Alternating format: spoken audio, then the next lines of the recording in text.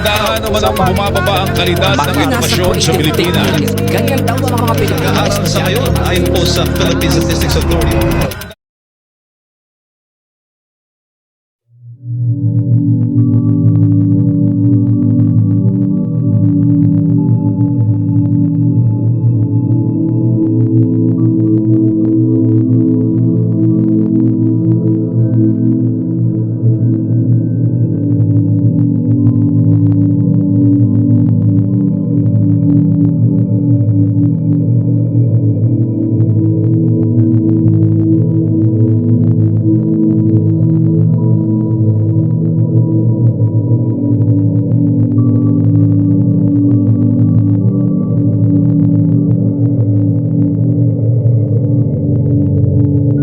Saan lulugar ang mga guro?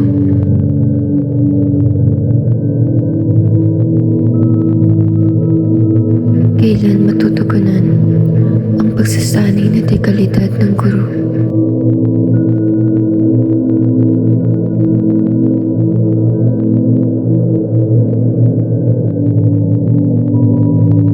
Kung luma ang gamit, sasabay ba sa bagong mundo?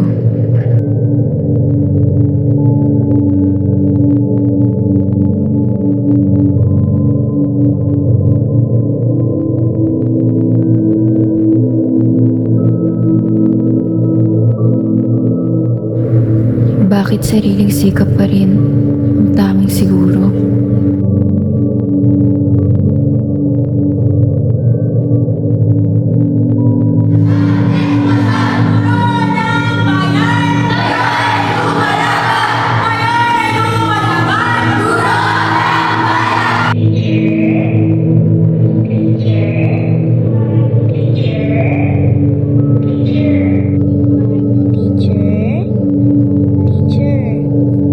Okay lang po kayo?